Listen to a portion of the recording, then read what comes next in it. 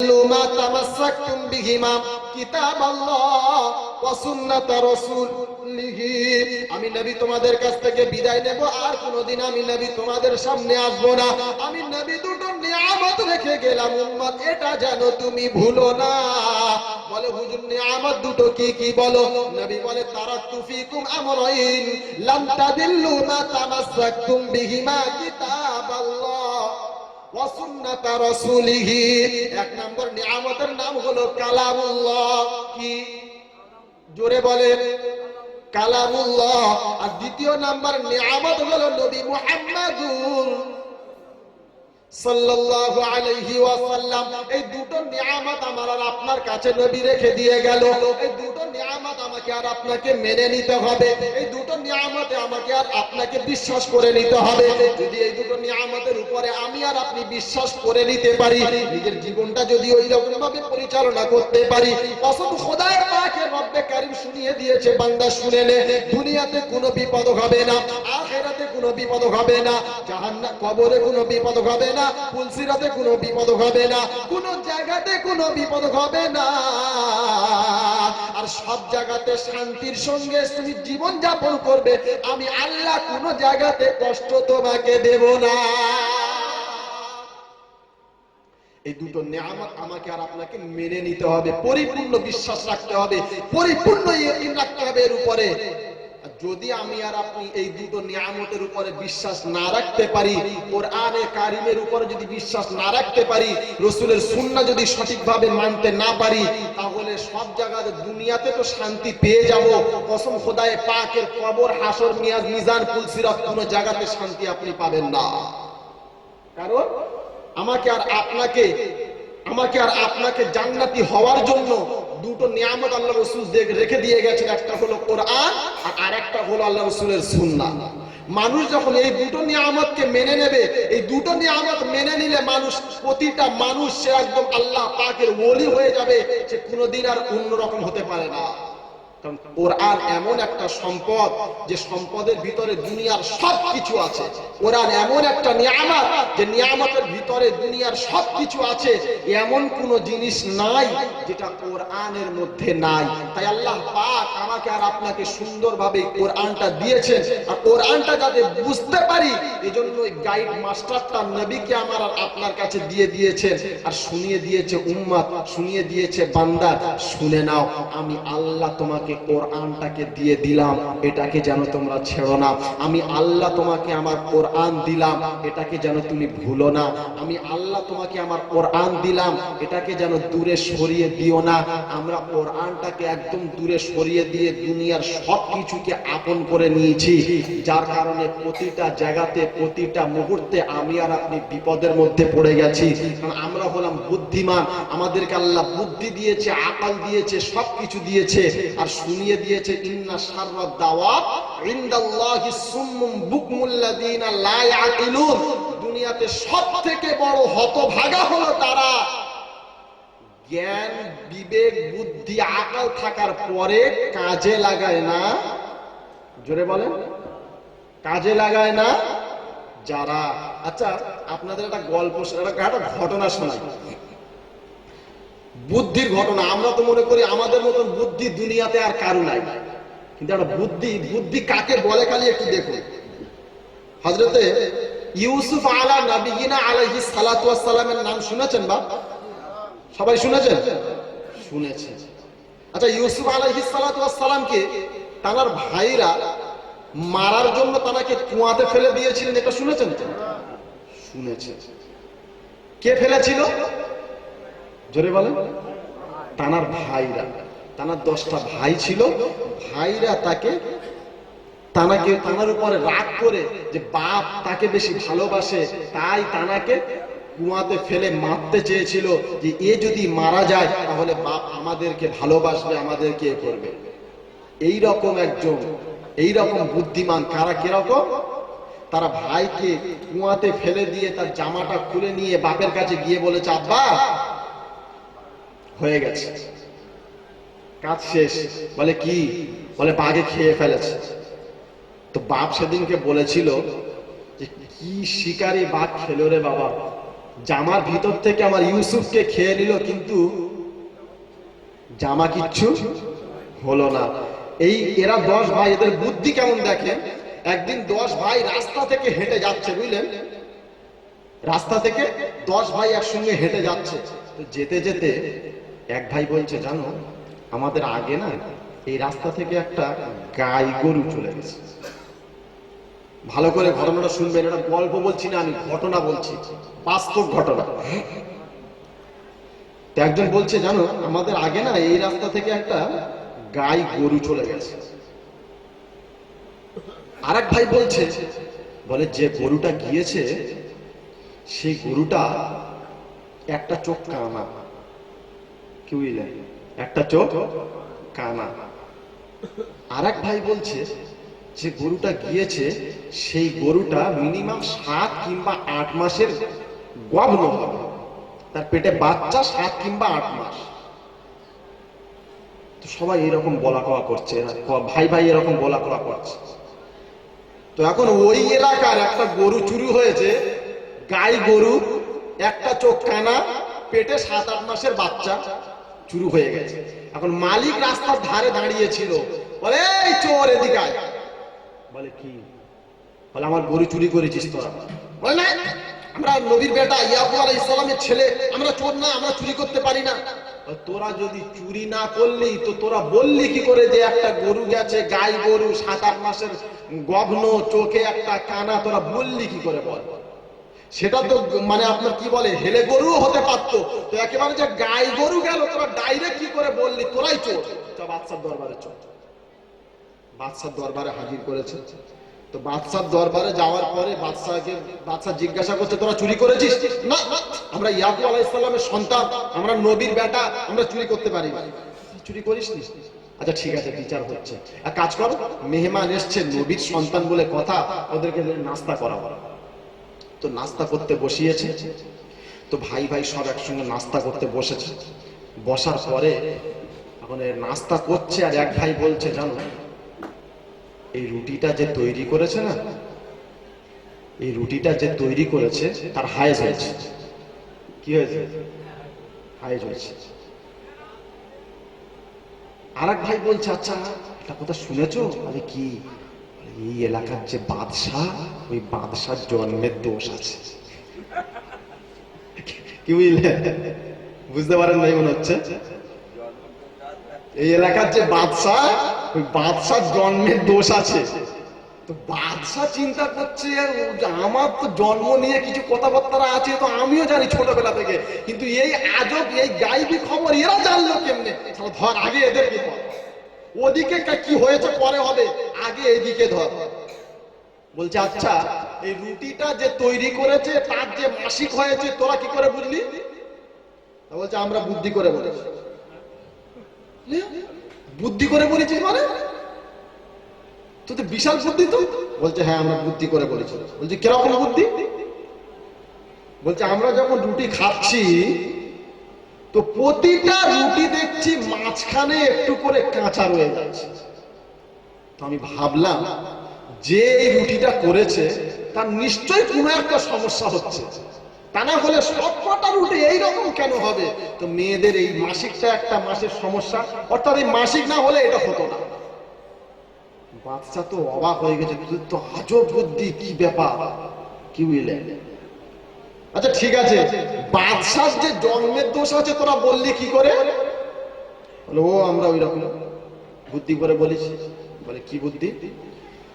বলে মেহমান যখন মেজবানের বাড়িতে এসেছে, একজনের বাড়িতে যখন কুটুম এসেছে, মেহমান এসেছে, তো মেহমান আমাদেরকে খাবার দিয়ে দূরে দাঁড়িয়ে দাঁড়িয়ে, মেজবান দূরে দাঁড়িয়ে দাঁড়িয়ে দেখছে যে মেহমানের কাছে আসে না, মেহমানের খাবারের দিকেও দেখে না, তো তার জন্মের দোষ না হলে সে এই কাজটা করতে পারে?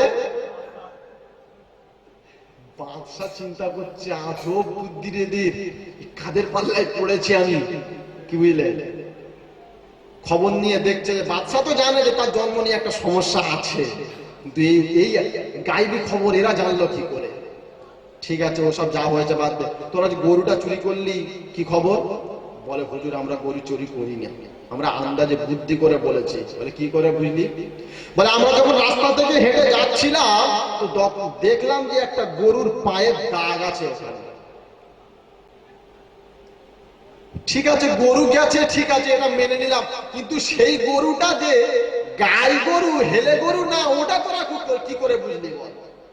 বলে বাদশা হেলে গরু যখন ঘাস খায় ও পুরো মাটি কামড়ে একেবারে ঘাসের গোড়া থেকে খায়, ও উপর থেকে খায় না।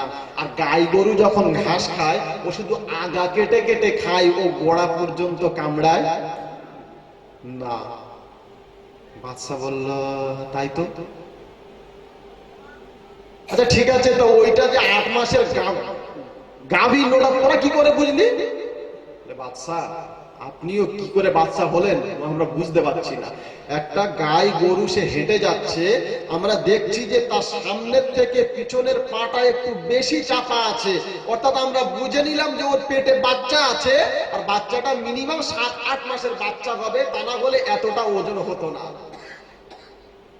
ঠিক আছে, কিন্তু ও যে একটা চোখে কানা তোরা কি করে বুঝলি? তো বলছে বাদশা যে রাস্তা থেকে গরুটা গেছে 2 সাইডে ঘাস আছে, ওই একটা সাইডের ঘাস খেতে খেতে গেছে, আর এক সাইডে খাই নাই। তো আমরা বুঝে নিয়েছি ওর একটা চোখে কানা আছে বলে ওইদিকে দেখতে পায় নাই, তাই একটা সাইডে দেখতে পেয়েছে, একটা সাইড খেয়ে খেয়ে চলে গেছে। বাদশা চিন্তা করছে মাশাআল্লাহ তোদের কি বুদ্ধি রে বাবা। কি বুঝলেন? এইরকম বুদ্ধিমান ছেলেরা, এতটা বুদ্ধি যারা মাথায় রাখে, তো এত বুদ্ধি থাকার পরেও কত বড় অন্যায় করছে দেখুন। নবী ইউসুফ আলাইহিস সালাতু ওয়াস সালামকে যখন কুয়াতে ফেলে দিলে, ওনাকে মারার জন্য যখন ফেলে দিলেন, আর জামাটা নিয়ে গিয়ে একটা ছাগল মেরে ছাগলের রক্ত লাগিয়ে বাপের কাছে গিয়ে বলছে আব্বা ভাইকে খেয়ে ফেলেছে। আচ্ছা ওদের যাদের মাথায় অতটা বুদ্ধি, তাদের কি এই বুদ্ধিটা ছিল না যে জামাটা যদি না ছিঁড়ি তাহলে বাপ বিশ্বাস করবে না যে এটা বাঘে খেয়েছে? ছিল, কিন্তু তারা ওটাকে ভাবে নাই, কারণ আল্লাহ পাক ওটাকে ওদেরকে ভুলিয়ে দিয়েছে। আল্লাহ পাক জানিয়ে দিয়েছে যে অন্যায় যখন তুমি করেছো তো তোমাকে একদিন তোমাকে অন্যায়ের সামনে এসে দাঁড়িয়ে যেতে হবে, সেদিনকে তোমাকে ধরা পড়তে হবে।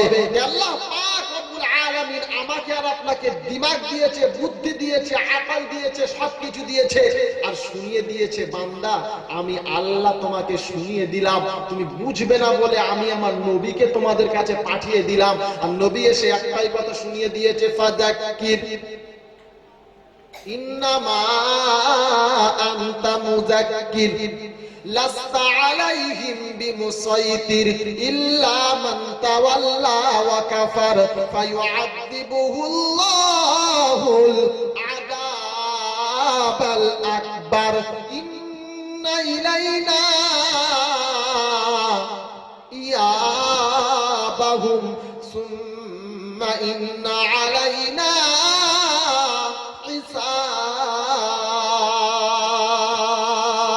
হিসাবাহুম। আল্লাহ রাসূল সাল্লাল্লাহু আলাইহি ওয়াসাল্লামকে আল্লাহ পাক শুনিয়েছে, হাবিব তুমি যাও তোমার উম্মতের কাছে যাও, উম্মতের কাছে যাও, আমার বান্দার কাছে যাও, আমি আল্লাহ আমার হুকুমটা আমার বান্দার কাছে গিয়ে পৌঁছে দাও। ইয়া আইয়ুহাল মুদাসসির কুম ফানজির ওয়া রাব্বাকা ফাকাব্বির ওয়া সিয়াবাকা ফাতাহির। এই কামলিওয়ালা কম্বলওয়ালা, এই কামলিওয়ালা কম্বলওয়ালা, আর ঘুমানো চলবে না, আর তোমার প্রভু সবার বড় এটাই করো ঘোষণা। জোরে বলো সুবহানাল্লাহ। আল্লাহর নবী শুয়ে আছেন, আল্লাহর নবী ঘুমিয়ে আছেন, চাদর মুড়ি দিয়ে শুয়ে আছেন।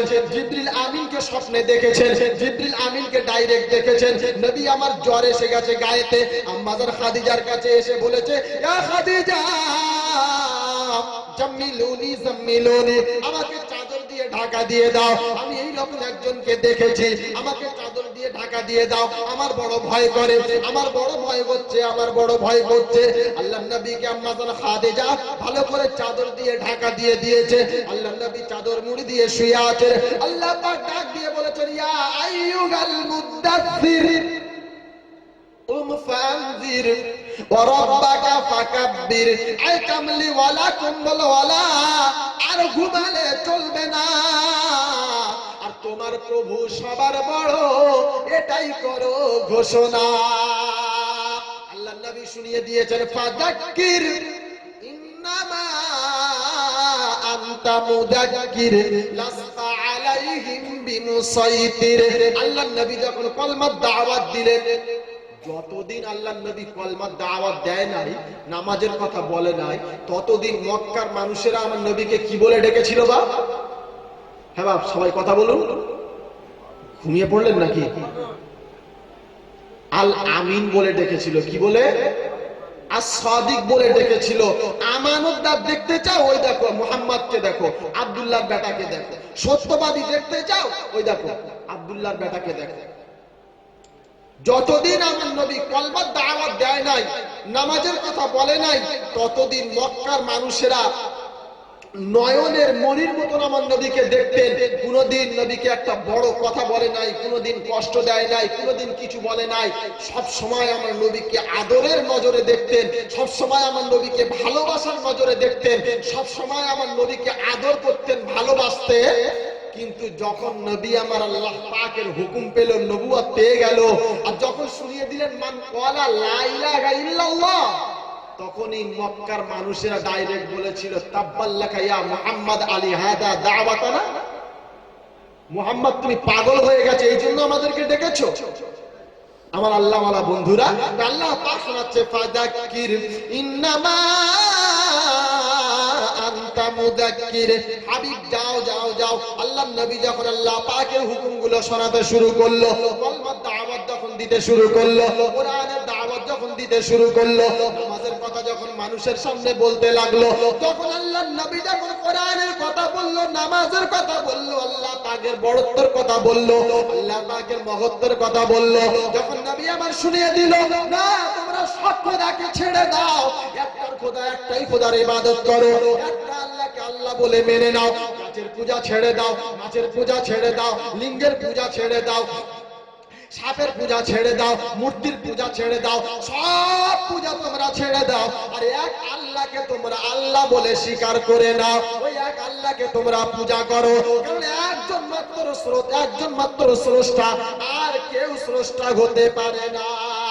যখনই এই কথাটা আল্লাহ নবী শুনিয়ে দিলেন, মক্কাবাসীরা তখন চিন্তা করে নিল, আবু জাহেল তখন চিন্তা করে নিল, আবু লাহাব তখন চিন্তা করলো, উতবা সাইবা তখন চিন্তা করে নিল, মুহাম্মদ যা শুরু করেছে, যেটা বলছে বাস্তব বলছে, মিথ্যা কিছু বলে না।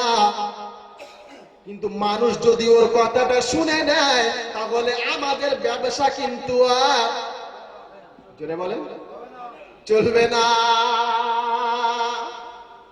এখন দেখবেন অনেক জায়গায় না, রাগ করবেন না, খালি একটা বাস্তব কথা শুনিয়ে দিচ্ছি শোনেন।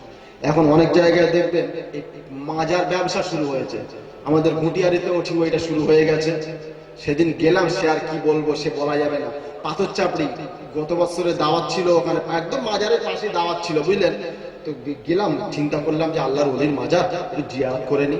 তো যখন জিয়ারত করতে গেলাম, আসরের পরে ঢুকেছি, মাগরিবের নামাজের পরে গেট খুলবে, তো আমি যখন গেট থেকে ভিতরে ঢুকলাম, দেখছি এক শয়তান, সে ওই পায়ের কাছে বসে আছে, দুটো ঘটি আছে এরকম, হাতে দুটো চামচ আছে, না আপনার নুন তোলা চামচ, আর একটা হাতে ঝেঁটা আছে। তো ওই মেয়েরা সব ভিতরে যাচ্ছে, ওই সেই যেরকম হিন্দুরা সেই প্রসাদ দেয় না, ওইরকম হাতে দিচ্ছে, এরকম করে খাচ্ছে, আর ঝেঁটা নিয়ে মাথায় ঝালছে, কি বুঝলেন? আর ও টাকা পাচ্ছে, বিজনেস। আল্লাহর ওলি যারা ছিল তারা বাস্তব, আল্লাহর ওলি যারা ছিল তারা সত্য। দাদা হুজুর পীর কেবলা রহমাতুল্লাহ আলাইহি সত্য, আল্লামা রুহুল আমিন সাহেব রহমাতুল্লাহ আলাইহি সত্য, হুটিয়ারি যে পীর সাহেব হুজুর আছেন তিনিও সত্য, ক্যানিং মোস্তান হুজুর তিনিও সত্য। এইরকম যত আল্লাহর ওলি ছিলেন তারা সবাই সত্য। এখন যে কটা আছে এটা হচ্ছে হারামিয়েরা, লুটে খাওয়ার ধান্দা। আর এক্ষুনি ওদের নামে কিছু বলতে গেলে হাটে হাঁড়ি ভেঙে দিলে, আমরা বেশ কি সুন্দর লুটে খাচ্ছিলাম। তাই আল্লাহ নবী যখন দিনের দাওয়াত দিতে শুরু করলো, আবু জেহেল, আবু লাহাব, উতবা সাইবা চিন্তা করলো, হাটে হাঁড়ি ভেঙে দিচ্ছে, আমরা সারা লুটেই খাচ্ছিলাম, বেশ কি সুন্দর। ব্যাস শত্রু শুরু হয়ে গেল। এতদিন কোনো শত্রু ছিল না, এতদিন কোনো দুশমন ছিল না, এতদিন নবীকে সবাই চোখের মনির মতো ভালোবাসতেন। নবী যেটা বলতেন এক কথায় সবাই মেনে নিতেন, কেউ নবীকে কোনোদিন কষ্ট দেয় নাই। একবার নবী আমার ডাক দিয়েছেন, সব মক্কাবাসীকে ডাক দিয়েছেন, আর পাহাড়ের উপরে গিয়ে বলেছেন, না মক্কাবাসী শুনে নাও। বলে কি মুহাম্মদ, কি খবর? তো সেদিন আল্লাহর নবী বলেছিলেন, আচ্ছা আমি মুহাম্মদ যদি বলি যে ওই পাহাড়ের ওপারে একদল ডাকাত আছে, তো আপনারা কি বিশ্বাস করবেন? সেদিন মক্কাবাসী এক কথায় বলেছিল, মুহাম্মদ বলবে আর আমরা বিশ্বাস করব না, এটা তো হতে পারে না। আবু লাহাব সেদিনকে বলেছিল যে আমার মনে মনে হচ্ছিল আমি একবার পাহাড়ের চড়ায়, পাহাড়ের উপরে উঠে দেখি যে মুহাম্মদ যে কথাটা বলেছে ওপারে ডাকাত আছে হয় আছে কিনা। আমি আবু লাহাব উঠে দেখবো, দেখে যদি আমি দেখতে না পাই তাহলে আমি এটা বিশ্বাস করব যে আমি আবু লাহাব, আমার চোখ খারাপ হয়ে গেছে, মুহাম্মাদের কথা মিথ্যা হতে পারে না। জোরে বলে, আমি আবু লাহাব যদি দেখতে পাই তো ঠিক আছে, মুহাম্মদ ঠিকই বলেছে, আর যদি না দেখতে পাই তাহলে আমি আবু লাহাব বুঝবো যে আমার চোখ খারাপ হয়ে গেছে, আমার পাপী চোখে আমি মুহাম্মাদের কথা বিশ্বাস করে আমি ডাকাত দেখতে পেলাম না, মুহাম্মদ মিথ্যা বলতে পারে না। এতটা বিশ্বাস একজন কাফেরে, এতটা বিশ্বাস একজন বেঈমানের। এরপরে কি হলো? আল্লাহ নবী খালি একটাই কথা বলেছে, তোমরা সব ছেড়ে দাও, এক আল্লাহকে আল্লাহ বলে মেনে নাও, আর আমি নবী মুহাম্মদুর রাসূলুল্লাহ, আমাকে তোমরা নবী বলে স্বীকার করে নাও। বাস, দুশমনি শুরু, দুশমনি শুরু। একের পরে এক নবীর উপরে আঘাত আনলো, একের পরে এক নবীর উপরে আঘাত হেনেছে, নবীকে কত কষ্ট দিয়েছে, নবীকে কত মারধর করেছে, নবীর দাঁত ভেঙে দিয়েছে, নবীর মাথায় তরবারির আঘাত করেছে। আল্লাহ নবী সাল্লাল্লাহু আলাইহি ওয়াসাল্লাম শুনিয়ে দিয়েছে, আল্লাহ পাক শোনাচ্ছে, ফাযাক্কির ইন্নামা আনতা মুযাক্কির লাস্তা আলাইহিম বিমুসাইতির। আল্লাহ নবী দিনের বেলা মানুষকে দিনের দাওয়াত দেন, কলমার দাওয়াত দেন, কোরআনের দাওয়াত দেন, নামাজের কথা বলেন, আল্লাহর নবী বারবার কথা বলেন, আর রাতের বেলায় এসে আল্লাহ পাকের দরবারে হাত তুলে কাঁদেন, রব্বুল আলামিন আল্লাহ, আমার উম্মত আমাকে বুঝতে পারে নাই, আমার উম্মত আমাকে চিনতে পারে নাই, আমার উম্মত আমাকে এখনো বুঝতে পারে নাই, তাই তুমি জানো আমার উম্মতকে বিপদে ফেলে দিও না। দিনের বেলা মানুষকে দাওয়াত দেয়, আর রাতের বেলা নবী আমার অঝর নয়নে কাঁদেন, এত কান্না কাঁদেন, এত কান্না কাঁদেন। মুফাসসিরিনগণ বলেন যে আমার নবী উম্মতের জন্য এত কান্না কেঁদেছে, যত নবী দুনিয়াতে এসেছিল সবাই মিলে যদি কাঁদে তাও আমার নবীর মতন কান্না কোনো নবীর হবে না। উম্মতের চিন্তা এত কান্না উনি আমার কেঁদেছে। নবী যখন বড় টেনশনে পড়ে গেছেন, বড় বেশি কান্নাকান্নি করেন, আল্লাহ পাক ডাক দিয়ে বলেছে, লাস্তা আলাইহিম বিমুসাইতির ইল্লা মান তাওয়াল্লা ওয়া কাফার। হাবিব কোনো টেনশন নিও না, হাবিব কোনো চিন্তা করো না, কারণ তুমি যে আমার কথা বলবে আমার বান্দা সবাই মেনে, জোরে বলেন, নেবে না। তাই সবাই নবীর কথা সেদিন কিন্তু মানে না। হাফসা থেকে বেলাল এসে নবীকে নবী বলে স্বীকার করে নিল, আবু জেহেল নবীকে কিন্তু মানে না। সালমান ফারসি এসে নবীকে নবী স্বীকার করে নিল, আবু লাহাব নবী বলে মানে না। তাই কবি বড় সুন্দর লিখেছেন, হাবশা থেকে বেলাল এলো, হাবশা থেকে বেলাল এলো, পারস্য থেকে সালমান,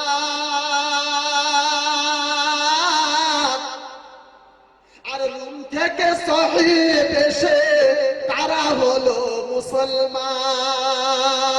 উতবা সাইবা আবু জেহেল, উতবা সাইবা আবু জেহেল, তারা কেমন হয় নাদান, আর মাক্কি হয়ে নবী পে সোজা গেল জাহান্নাম।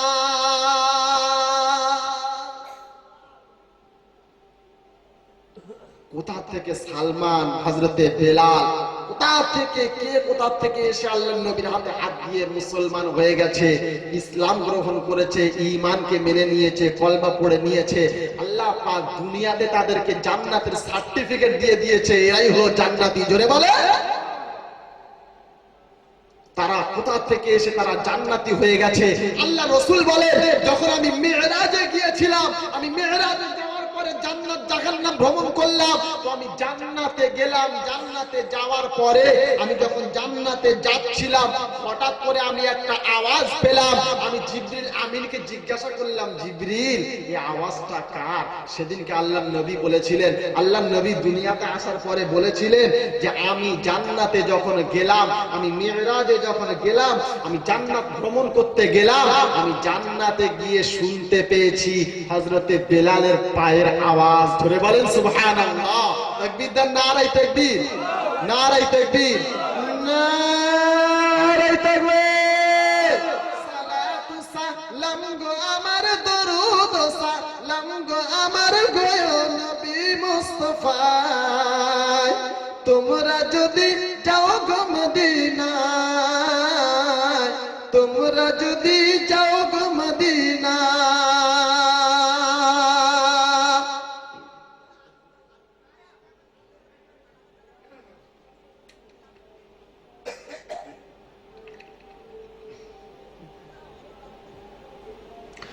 সালাতু সালাম গো আমার, দরুদ সালাম গো আমার গো নবী মুস্তাফা, তোমরা যদি যাও গো মদিনা,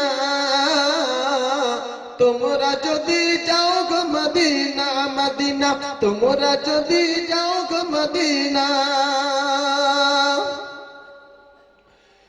মদিনা শরীফের মাটি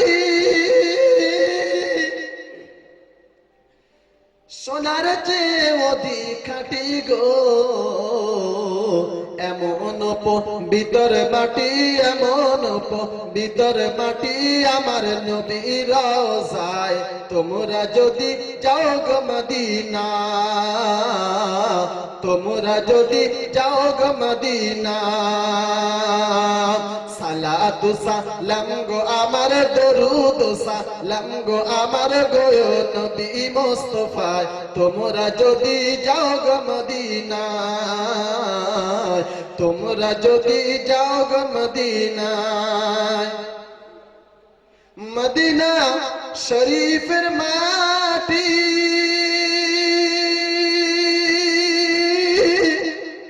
স্বর্ণের একটি মেম্বার আছে গো, ওই মেম্বারে খুতবা দিতেন, ওই মেম্বারে খুতবা দিতেন মোদের নবী মুস্তাফা, তোমরা যদি যাও গো মদিনা, তোমরা যদি যাও গো মদিনা। সালাতু সালাম গো আমার, দরুদ সালাম গো আমার গো নবী মুস্তাফা, তোমরা যদি যাও গো মদিনা, তোমরা যদি যাও গো মদিনা। মদিনা শরীফের মাটি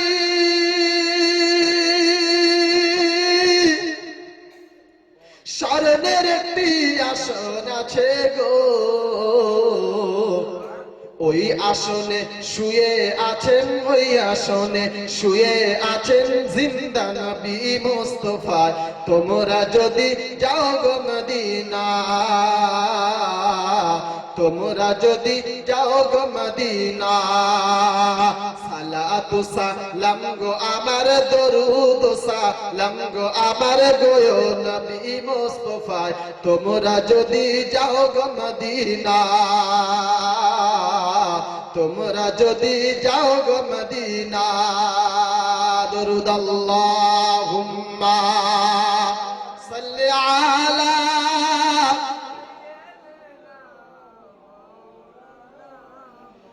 وعلى آل سيدنا।